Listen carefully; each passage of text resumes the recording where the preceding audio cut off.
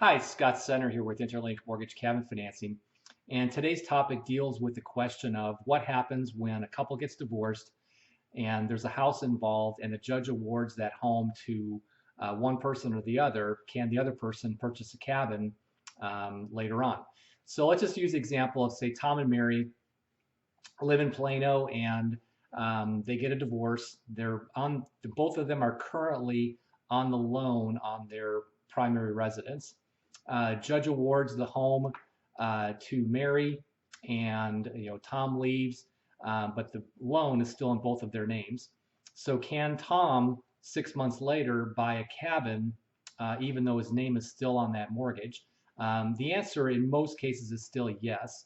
If the judge has awarded the home and given Mary the responsibility for making that payment, then Tom will be able to purchase a cabin loan and not have that house payment on the home in Plano count against him as he qualifies for the cabin loan.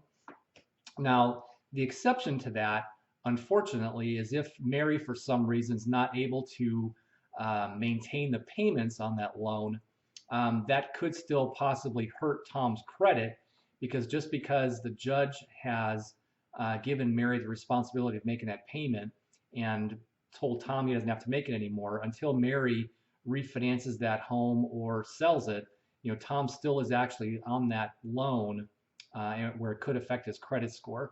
So even though we on our end won't have to count that house payment against him, if Mary doesn't make the payments, that still could affect Tom's credit. So that's the only variable there that someone would have to think about. Along those same lines, that actually same concept applies to like joint credit cards, vehicle loans, anything like that.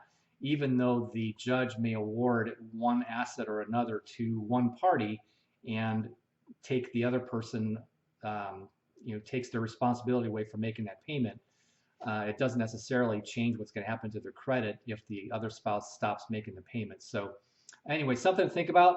If you have any questions, as always, please don't hesitate to reach out. I'm happy to help, and have a fantastic day.